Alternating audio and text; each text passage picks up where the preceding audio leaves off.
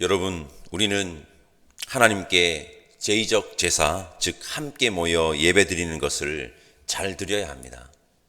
하나님은 우리들이 하나님께 나와 신령과 진정으로 예배를 드리는 것을 귀하게 여기시고 원하십니다. 그것과 동일하게 하나님은 우리가 이 땅에서 어떻게 살아야 하는지 관심이 많습니다. 많이 들으셨겠지만 하나님은 예배가 끝난 후 시작되는 드려지는 삶의 예배 역시 아주 귀하게 여기시고 그 예배를 받으시기를 원하십니다. 오늘 신명기 25장이 바로 우리가 이 땅에서 어떻게 살아가야 하는지를 알려주는 하나님의 말씀입니다. 오늘은 우리 하나님께서 우리가 이 땅에서 어떻게 살아가기를 원하시는지 알아보겠습니다. 우리 모두는 하나님이 알려주신 대로 살아가는 그리스도인들 되시기를 간절히 바랍니다. 우리 1절 말씀 한 목소리로 읽어봅시다. 1절입니다. 사람들 사이에 시비가 생겨 재판을 청하면 재판장은 그들을 재판하여 의인은 의롭다 하고 악인은 정죄할 것이며. 아멘. 너무 멋진 말이지만 우리가 사는 세상에서 가장 실현되지 않는 것이 이 말인 것 같습니다. 만인은 법 앞에 평등하다. 만인은 법 앞에 평등합니까? 이 말이 나오면 자동적으로 떠오르는 사건과 외침이 있습니다. 1988년 탈옥수 지강헌의 외침입니다. 유전무죄, 무전유죄. 범죄 행위에 대해 옹호하고 싶은 마음은 추호도 없지만 한번 생각해 볼 말입니다. 그리고 1988년 당시보다는 현재가 훨씬 더 사법적 정의가 바로 섰겠지만 유전무죄, 무전유죄라는 이 외침이 지금은 통하지 않지라고 우리가 자신 있게 말할 수도 없는 것 또한 현실입니다. 그러나 하나님은 분명하게 말씀하십니다. 의인은 의롭다 하고 악인은 정죄하라. 무슨 말입니까? 신분고와 빈부격차에 상관없이 동일하게 판결하라는 것입니다. 만인은 법 앞에 평등해야 한다고 성경은 이미 수천 년 전부터 하나님의 백성들에게 알려주셨다는 것을 기억하면 좋겠습니다. 여러분, 만인은 법 앞에 평등해야 합니다. 만인이 법 앞에 평등해야 한다. 이 구호가 믿는 우리에게는 사법적 정의의 수준이 아니라 하나님의 정의임을 알았으면 좋겠습니다. 하나님의 정의로 이 세상을 살아가는 저와 여러분들을 되시기를 간절히 소망합니다. 2절과 3절 말씀 읽어보겠습니다. 2절과 3절 함께 읽겠습니다. 악인에게 태형이 합당하면 재판장은 그를 엎드리게 하고 그 앞에서 그의 죄에 따라 수를 맞추어 때리게 하라. 40까지는 때리려니와 그것을 넘기지는 못할지니 만일 그것을 넘겨 매를 지나치게 때리면 내가 내 형제를 경히 여기는 것이 될까 하노라. 아멘. 몇 번 말씀드린 적이 있는데 저는 군복무를 헌병대에서 했습니다. 영창이라는 말을 들어보셨을 겁니다. 일종의 군대 구치소라고 보시면 되는데 영창에서 근무할 때 근무 지침이 이렇게 내려왔습니다. 징계병사와 미결수 병사에게 반말 금지, 존댓말 사용할 것. 수감자의 인권보호 차원입니다. 그전에는 반말을 막 했어요. 제가 군대 입대해서 영창 가니까 못하게 하더라고요. 수감자에게 인권이 어디 있어? 라고 생각하실 수도 있겠지만 인권센터에서 영창 수감자들을 인격적으로 대하는지를 수시로 나와서 조사했었습니다. 사법적 절차 가운데 집행하는 징계와 벌 대신 어떠한 처벌도 마음대로 할 수 없습니다. 그렇게 하면 안 되죠. 안 됩니다. 2절과 3절에서 하나님은 이 죄인의 인권에 대해서 말하고 있는 것입니다.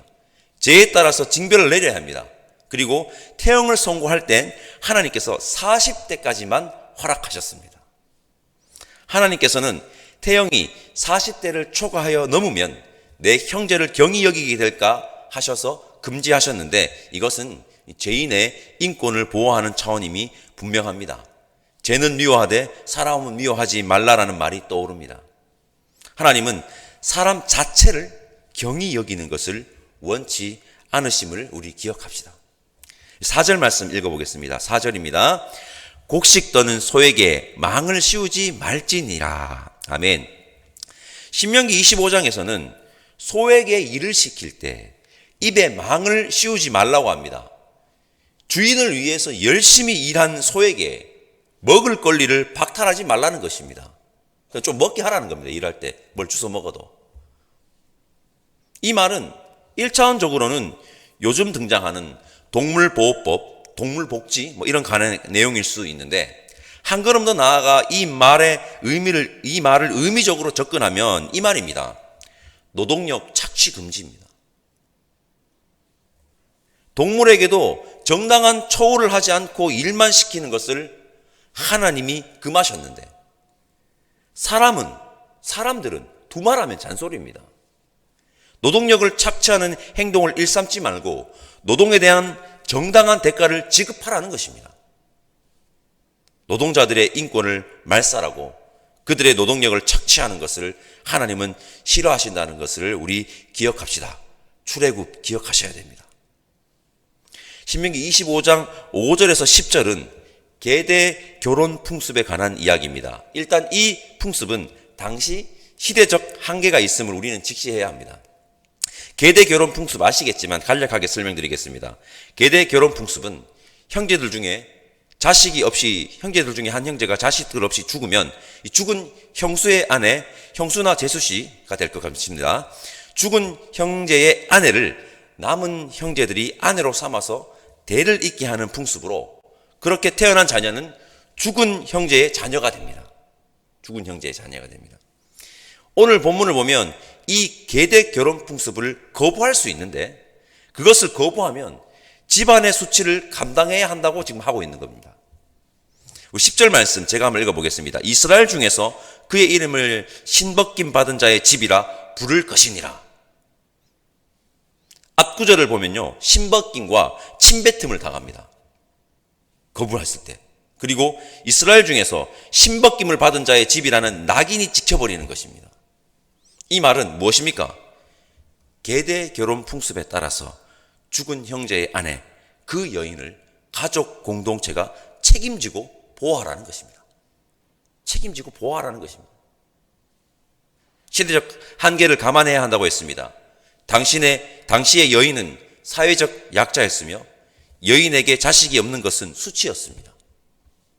그렇게 남편을 잃은 여인을 세워주는 풍습이 바로 계대 결혼 풍습이고, 이것은 당시로서는 여성 인권 보호 차원의 법임을 우리는 알아야 합니다.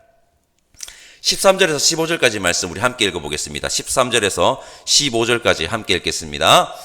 너는 내 주머니에 두 종류의 저울추 곧 큰 것과 작은 것을 넣지 말 것이며 내 집에 두 종류의 돼 곧 큰 것과 작은 것을 두지 말 것이요 오직 온전하고 공정한 저울추를 두며 온전하고 공정한 돼를 둘 것이라.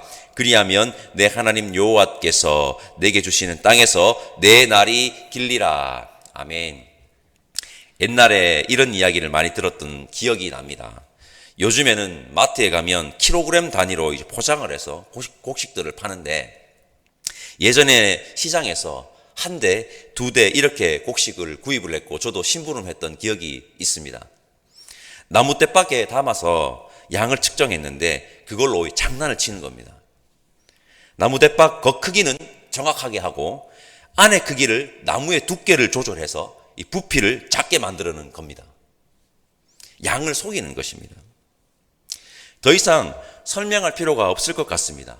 하나님께서는 이러한 행동을 하지 말라고 하시는 겁니다. 하지 말라. 그렇게 공정하게 살아가라고 하나님의 백성들에게 명령하십니다. 공정하고 정당하게 우리는 이익을 취해야 합니다. 공정하지 않은 것을 하나님께서 싫어하시고 하나님이 항상 우리를 지켜보고 계신다는 것을 기억하여 공정하게 살아가는 자들 되시기를 바랍니다.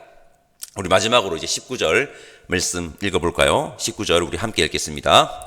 그러므로 내 하나님 여호와께서 내게 기업으로 주어 차지하게 하시는 땅에서 내 하나님 여호와께서 사방에 있는 모든 적군으로부터 내게 안식을 주실 때에 너는 천하에서 아말렉에 대한 기억을 지워버리라. 너는 잊지 말지니라. 아멘. 성경은 아말렉을 경계합니다. 아말렉은 출애굽할 때 출애굽 공동체와 처음으로 전쟁을 치른 족속입니다. 아주 야비한 자들입니다. 지쳐있는 출애굽 공동체를 습격했습니다. 아말렉의 비열함을 알 수 있는 사건이 있습니다. 사무엘상 30장에 나오는 다윗과 아말렉의 싸움입니다. 다윗도 이 아말렉과 싸웠습니다. 아말렉이 다윗의 군대가 없는 틈을 타서 다윗의 진영을 습격하여 진영을 불사르고 아녀자들을 사로잡아 갔습니다. 다윗이 화가 머리끝까지 올라 아말렉을 추격하는데 한 애굽 소년을 만납니다. 이 애굽 소년은 아말렉의 노예였는데 병이 들었습니다. 아말렉은 거추장스러우니 밥만 축내는 병든 애굽 소년을 버린 것입니다. 길바닥에다가. 다윗은 이 애굽 소년에게 먹을 것을 주고 보살펴 주었습니다. 기력을 찾은 애굽 소년의 도움으로 아말렉 진영을 찾을 수 있었고 사로잡힌 아녀자들을 모두 구출해서 옵니다. 이 이야기를 기억하실 겁니다. 아말렉의 실체는 여러분, 자신들의 이익이라면 수단과 방법을 가리지 않는 자들이고 연약한 자들을 보호하는 것은 고사하고 사람들을 수단으로 여기는 자들이며 그것이 그들이 사회적 약자들이라면 그들을 물건의 하나로 그냥 취급하여 함부로 대하는 자들이 바로 이 아말렉의 실체인 것입니다. 하나님은 이러한 아말렉을 경계하라고 끊임없이 하나님의 백성들에게 말하고 있습니다. 우리 아말렉을 경계합시다. 지금은 아말렉이 없을까요? 그 옛날에 있던 족속일까요? 아말렉이? 아닙니다. 있습니다. 있습니다. 자신의 이익을 위해서 수단과 방법을 가리지 않는 것, 사람을 수단으로 여기는 것, 힘없는 자들을 자기 마음대로 해도 된다고 여기며 물건 취급하는 모든 행위들이 아말렉입니다. 우리는 다윗이 그렇게 했듯 연약한 자들을 보호하고 돌봐주는 아말렉과는 전혀 거리가 먼 하나님의 백성으로서 살아가는 자들 되시기를 간절히 소망합니다. 여러분, 우리는 제의적 제사, 즉 모여서 드리는 예배도 신령과 진정으로 잘 드려야 합니다. 잘 드립시다. 그와 동시에 우리의 삶의 예배 역시 잘 드려야 합니다. 이 땅에서 그리스도인으로 잘 살아가야 한다는 것입니다. 하나님은 우리에게 이렇게 살아가라고 말씀하십니다. 하나님의 정의를 실천하며 사람을 사람답게 대하며 즉 인권을 존중하며 그리고 공정하게 살아가며 또한 연약한 자를 보호하며 살아가라고 우리에게 말씀하십니다. 성도 여러분, 앞서 말씀드린 것을 잘 기억하셔서 우리 삶의 예배 역시 하나님께 잘 올려드리는 그리스도인들 다 되시기를 간절히 소망합니다. 기도하겠습니다. 사랑의 하나님, 감사합니다. 오늘은 우리가 이 땅에서 잘 살아가기를 원하신다는 것을, 하나님께서 원하신다는 것을 깨달았습니다. 함께 모여 예배드린 후 다시 시작되는 삶의 예배 역시 하나님께 잘 드리는 자들 되기를 원하오니 인도하여 주옵소서. 이 땅에서 하나님의 정의를 실천하며 사람을 사람답게 대하며 누구보다 공정하게 살아가며 연약한 자들을 보호하며 살아가는 이 시대의 그리스도인들이 우리 되기를 원하오니 성령 하나님 함께하여 주시기를 간절히 바라옵니다. 오늘 이 새벽 하나님께 감사하는 마음으로 감사 헌금을 올려드린 손길들이 있습니다. 하나님, 이 감사 헌금의 손길을 흠양하여 주시고 이 감사 내용이 담겨있는 감사의 내용과 그들의 기도 제목들을 주님께서 응답하여 주시고 감사가 넘치는 자들 되기를 간절히 원하오니 주님 함께하여 주옵소서. 감사드리오며 예수님의 이름으로 기도드립니다. 아멘.